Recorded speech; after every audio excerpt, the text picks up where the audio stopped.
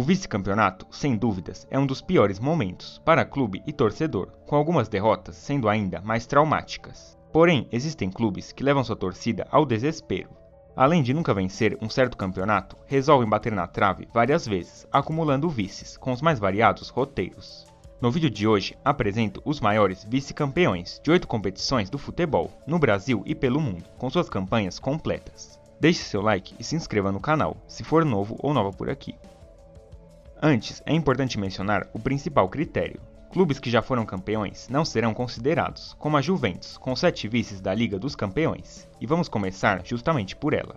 No principal torneio da Europa, ninguém é mais azarado do que o Atlético de Madrid. Além de acumular 3 vices, os colchoneiros sofrem com os piores cenários. O primeiro vice veio na temporada 73-74. A campanha começou diante do Galatasaray, e com uma vitória simples no jogo da volta, o Atlético avançou. Nas oitavas, partiu para cima do Dinamo Bucareste e com uma soma de 4-2, incluindo vitória na Romênia, o Atlético seguiu. Nas quartas, o Estrela Vermelha, superado com vitória de 2-0 e empate sem gols. A semifinal reservou um duelo contra o Celtic e depois de 0-0 na ida, o Atlético chegou à final, com triunfo de 2-0. Na Champions, todos sabemos que a final é em jogo único, e assim estava sendo até o último minuto da prorrogação, quando o Bayern empatou a partida em Bruxelas. E justo na vez do Atlético, tivemos o único jogo desempate da história em uma final de Champions, onde os alemães golearam por 4-0 para levar a taça. A segunda chance dos colchoneiros viria exatamente 40 anos depois, e escapou de maneira muito pior. Em novos tempos, a jornada começou na fase de grupos, e com uma grande campanha, o Atlético foi líder de sua chave, avançando para as oitavas. Nas oitavas, o decadente Milan pela frente, e com direito à goleada na volta, a classificação veio.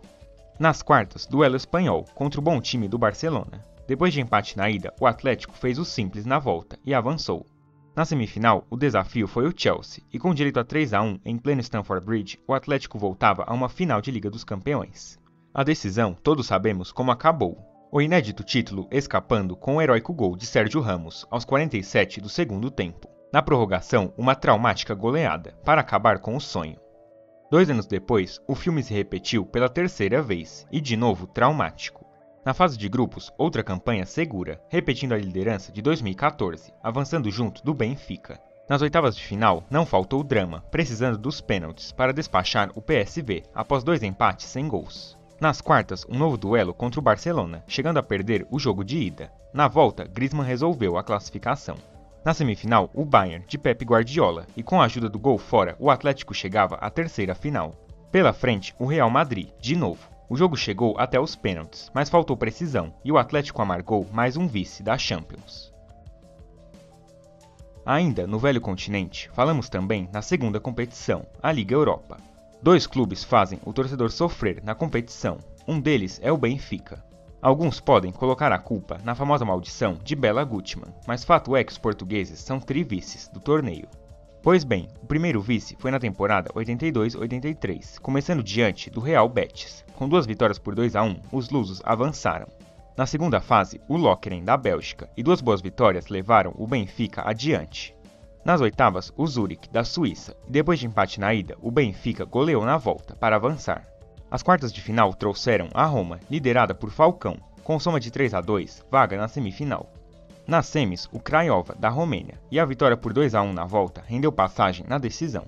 Na grande final, em 2 jogos, o Anderlecht, da Bélgica, e em pleno Estádio da Luz, os benfiquistas viram o Anderlecht fazer a festa, com agregado de 2-1. 30 anos depois, o segundo vice é bem retratado por essa imagem. Tudo começou ainda na Champions, quando o Benfica parou em terceiro na fase de grupos e foi transferido para a Liga Europa. Nos 16avos de final, encarou o Bayer Leverkusen, vencendo os 2 jogos para seguir. Nas oitavas, foi para cima do Bordeaux e novamente venceu as 2 partidas para avançar. Nas quartas, o desafio foi o Newcastle, com vitória de 3-1 na ida e empate no jogo de volta. A semifinal foi diante do Fenerbahçe, começando com derrota na ida, mas com um grande 3-1 em casa, o Benfica seguiu rumo à final. Na grande final, o empate persistia até os 43 do segundo tempo, quando Ivanovic marcou o gol do título para o Chelsea, levando o Benfica aos prantos. Não satisfeito, o Benfica resolveu ser vice de novo, logo na temporada seguinte. Mais uma vez, a jornada começou com um fracasso na Champions, terceiro lugar no grupo e vaga na Liga Europa. Nos 16avos, não teve dificuldade para superar o PAOK, com 2 vitórias categóricas, em casa e fora. Nas oitavas, o condenado Tottenham, eliminado com uma soma de 5-3 a favor dos lusos. Nas quartas, o AZ da Holanda, e novamente com 2 vitórias, o Benfica seguiu. Na semifinal, encarou a Juventus, vencendo o jogo de ida e empatando na volta, seguindo para a decisão. A grande final acabou sendo contra o bicho-papão da Liga Europa, e foi ainda pior. Depois de um 0-0, os pênaltis deram a taça ao Sevilha e mais um vice ao Benfica. O segundo trivice da Liga Europa vem da França, o Olympique de Marselha. O primeiro deles veio na temporada 98-99, começando diante do Sigma Olomouc da República Tcheca. Com goleada na volta, o Marselha avançou. Na quarta fase, encarou o Werder Bremen e mais uma vez o Marselha resolveu na volta, depois de empatar a ida. Nas oitavas, duelo mais ou menos francês contra o Mônaco e o mesmo filme, empate na ida e vitória na volta. Nas quartas, o filme ao contrário, com o Marselha vencendo a ida e empatando a volta contra o Celta de Vigo. Na semifinal, 2 empates contra o Bolonha e o gol fora levou os franceses para a final. Na decisão, o estrelado time do Parma, que deu um show para cima do Marselha e venceu por 3-0. Pouco depois, em 2003-2004, viria o segundo vice marselhês. A campanha começou frente ao Dnipro da Ucrânia e uma vitória simples na ida foi suficiente. Nas oitavas, o Liverpool e depois de empate na ida, a classificação veio com vitória de 2-1 em casa. Nas quartas, 2 vitórias simples para cima da Inter de Milão, seguindo adiante. Na semifinal, encarou o Newcastle, com uma vitória de 2-0 na volta, resolvendo a vaga na final. Na decisão, um ótimo time do Valência, que já havia vencido a La Liga, com triunfo por 2-0, foi campeão. Por fim, o terceiro e último vice, mais recente, em 2018. A campanha dessa vez começou nos playoffs, para cima do KV Ostende da Bélgica. Uma vitória por 4-2 e um empate por 0-0 resolveram.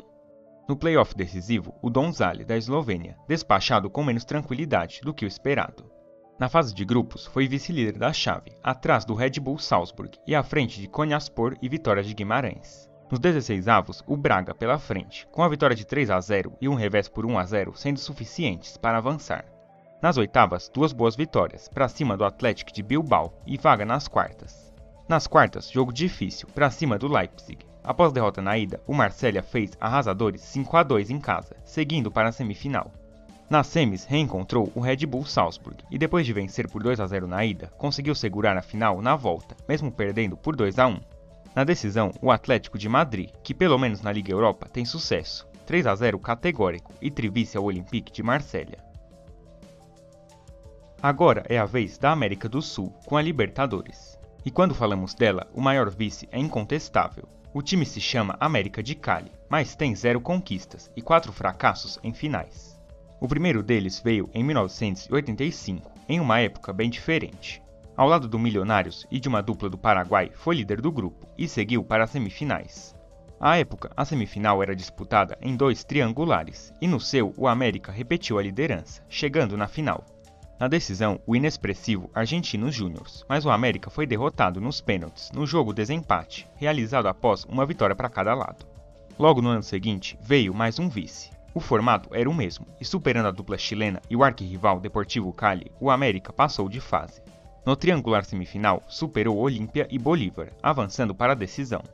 Na final, acabou perdendo os 2 jogos contra o River Plate, amargando o segundo quase. Em 87, o terceiro vice seguido. Dessa vez, precisou de um jogo desempate na fase de grupos, superando nele o Deportivo Cali. Na semifinal, Cobreloa e Barcelona ficaram para trás, e lá estava o América em sua terceira decisão. No jogo de ida, o América venceu por 2-0, mas não havia saldo de gols na época.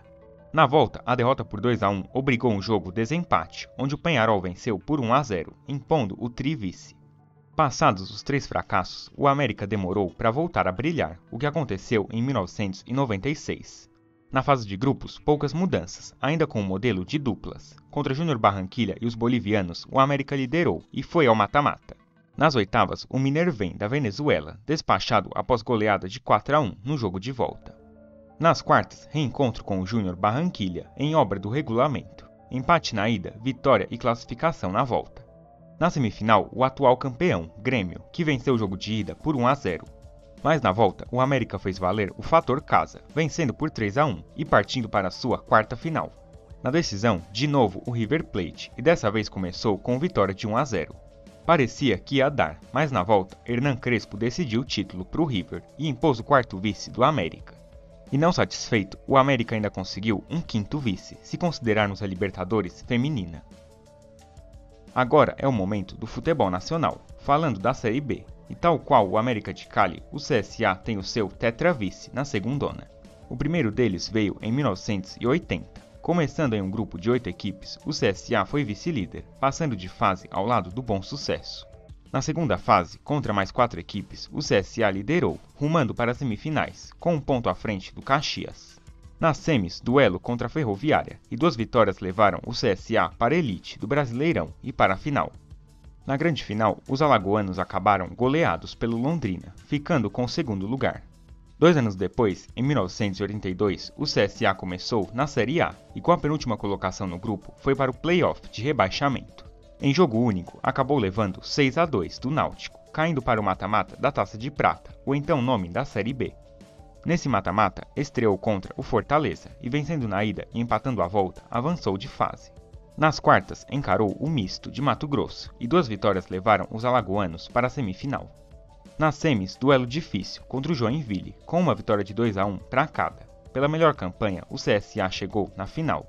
Para subir no regulamento, era preciso vencer a decisão contra o Campo Grande. Derrotado no jogo de volta e no jogo desempate, o CSA marcou o vice da segundona. No ano seguinte, o filme de 82 foi praticamente o mesmo, de forma curiosa. Com as boas canetadas da época, o CSA começou o ano na elite e de novo acabou o grupo em quarto, amargando mais um play-off. Neste, de novo, um pernambucano, agora o Sport, que venceu por 2-1 e rebaixou os alagoanos. Nas oitavas da Taça de Prata, encarou o Guarani de Sobral e com direito à goleada de 4-1 na ida, passou para as quartas. Na sequência, um reencontro com o Misto e 2 vitórias em altíssimo estilo para chegar às semifinais. Pela frente, o Brasília, e depois de 2 empates, o CSA contou de novo com a melhor campanha para ser finalista. Na sua terceira final em 4 anos, encarou o Juventus da Moca, que deu show em campo. No jogo desempate, o moleque travesso impôs mais um vice ao CSA. 35 anos depois, o CSA vinha em grande arrancada e a coroou com um retorno à elite. Com uma grande Série B e vindo de 2 acessos, os alagoanos foram mais uma vez vice-campeões, atrás do Fortaleza. Pelo menos nessa campanha, não doeu nem um pouco. Passando brevemente por 3 estaduais, chegamos em Minas Gerais. No solo mineiro, o maior vice-campeão vem de 7 Lagoas, com o Democrata. O primeiro veio em 1955, com uma simples primeira fase, composta por 2 turnos. Campeão de um deles, o Jacaré fez ótima soma geral e liderou, avançando ao lado de mais 4 clubes. Na segunda fase, foi terceiro colocado e viu o Atlético Mineiro liderar, forçando um triangular final. Nesse triangular, além do Galo, o Vila Nova se fez presente. O Democrata não venceu os jogos contra o Atlético e acabou com a segunda posição. 2 anos depois, o regulamento era quase o mesmo. No primeiro turno, o Democrata sobrou, liderando e garantindo vaga na final. Antes havia o segundo turno, onde o Democrata acabou apenas em sexto, vendo Siderúrgica e América Mineiro decidirem o título em jogo desempate. O Coelho venceu e foi para a decisão. Na final, o Democrata não foi nada bem, levando 4-1 no jogo de ida e não conseguindo vencer os 2 seguintes. Amargou o segundo vice. Por fim, o campeonato de 1963, jogado apenas em pontos corridos. O Democrata fez ótima campanha, mas ela não foi suficiente. Anotou 29 pontos, 6 atrás do campeão Atlético Mineiro, e ficou com o terceiro vice-campeonato. O Campeonato Carioca, em quase 120 anos, é totalmente dominado pela cidade do Rio de Janeiro, e nem o maior vice foge disso.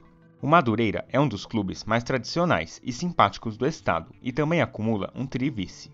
O primeiro veio em um distante 1936, em um dos 2 campeonatos organizados no Rio naquele ano. Depois de um primeiro turno ruim, o tricolor venceu o segundo turno e avançou para a final. Na decisão, encarou o Vasco e depois de vencer o primeiro jogo, acabou perdendo os outros 2, ficando com o vice. Em 37, o futebol carioca seguia com 2 campeonatos e o Madureira na Federação Metropolitana de Desportos. O primeiro turno deste foi realizado, com o São Cristóvão campeão. Porém, o torneio não acabou e só recentemente o título do São Cristóvão foi reconhecido e o Madureira ficou como vice. Por fim, o terceiro foi em 2006. Na Taça Guanabara, o clube foi apenas lanterna de seu grupo, mas reagiu na Taça Rio, emplacando a liderança e avançando para a semifinal. No mata-mata da Taça Rio, despachou Cabofriense e Americano, vencendo o segundo turno e rumando à decisão. Na grande final, acabou derrotado nos 2 jogos contra o Botafogo. E claro, se estamos falando de vice-campeões, não podemos esquecer do maior especialista, a Ponte Preta. Para ela, caberia um vídeo todinho, e se vocês quiserem, deixem nos comentários. Por aqui, vamos falar brevemente só do Paulistão. No maior estadual do país, a Macaca acumula incríveis 7 vice-campeonatos. Terão que ser resumidos, por motivos bem claros. O primeiro deles veio em 1929, na Liga Amadora da época. Os dados estavam inconclusivos, mas fato é que a Ponte ficou atrás do Paulistano, que estava em seu último ano no futebol. 41 anos depois, em 1970, o segundo vice foi peculiar. Na época, não havia critérios de desempate, e com a mesma pontuação do Palmeiras, a Macaca dividiu o vice-campeonato. Em 77, a final marcante contra o Corinthians, e mesmo com a vitória no Morumbi lotado, a Ponte amargou o terceiro vice. 2 anos depois, mais um fracasso diante do Corinthians, dessa vez sem vencer nenhum dos 3 jogos. Em 81, o carrasco da vez foi o São Paulo, com empate no jogo de ida e derrota na volta. Em 2008, o sexto vice, com certeza, foi o pior deles. Diante do Palmeiras, a Ponte Preta levou sonoros 5-0 no Palestra Itália, dominada em campo. Por fim, o sétimo vice, em 2017, levando 3-0 em pleno Moisés Lucarelli e só empatando o jogo de volta. Será que um dia vamos ver a Ponte Preta campeã do Paulistão? O vídeo de hoje fica por aqui. E você, lembrava da campanha de todos esses vices? Com certeza tem muito mais, e se quiserem uma parte 2, deixem seu like, se inscrevam no canal e compartilhem o vídeo com os amigos. Caso tenha sugestões de temas, os comentários estão abertos, não hesitem em contribuir. Reforço o convite para assinar o clube de membros ou para contribuir pelo botão Valeu Demais. Muito obrigado a todos e até o próximo vídeo.